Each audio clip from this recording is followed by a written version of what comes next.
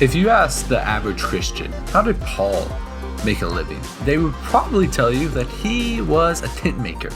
Well, this isn't necessarily false. It's not also necessarily true. Let me explain. So most of us, when we think of Paul, we think of the apostle. But for a lot of Paul's life, he was actually a strict follower of the Jewish law. And we see this through many books where he actually talks about him growing up and he was mentored by people that held very strictly to the Jewish law. He talks about how he advanced quickly in it. And it was typical for Jewish leaders, or rabbis as they were called during this time, to actually have a trade. Jesus had a trade. He was a carpenter. And Paul was a tent maker. And that was the trade that he had. However, the problem with Paul being a tent maker as a missionary is that it wouldn't work. There were a lot of, just as today, structure that went around people making businesses in the markets in the ancient world. You not only had to know suppliers, had to have a lot of tools that we don't see Paul carrying with him on missionary journeys, but you also had to have a place at the market where you're allowed to sell and stay. However, Paul is constantly moving around to different places, and we see that he's traveling very light while doing so, which would kind of go against the idea that he was constantly making tents.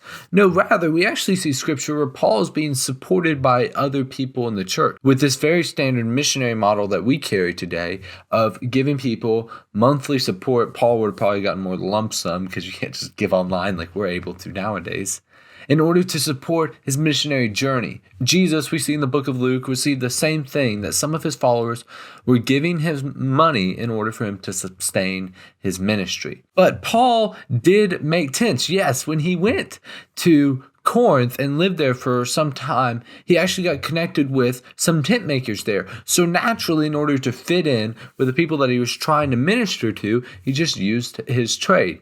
I'm a filmmaker by trade, so if I went to LA and started hanging out with some people, it would be natural that I might do some freelance work for them and work for them. However, I wouldn't own the production company. And it's logical to say that Paul here in Acts, when it talks about him being the tent maker, was probably more like the helper or the assistant of these people. I doubt he actually owned the booth that they were sitting at. So what does this mean for us, especially when we're looking at ministry?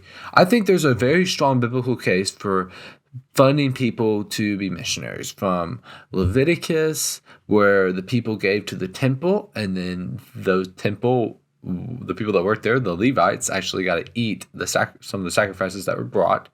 Jesus and his ministry, people, like I said earlier, gave to his ministry. And then Paul, the majority of his ministry, spent it on funds that were given to him by the church. And even if they weren't giving him directly money, people might give him food. They might give him a place to stay.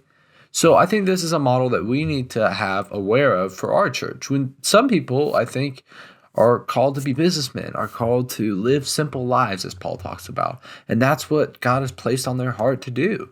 Other people have the calling of being a missionary, and I think that we should support them financially and prayerfully on that calling. I have heard some people with the argument that missionaries should be bivocational, meaning they should have a full-time job and also do their ministry work kind of on the side, because wasn't Paul a tent maker?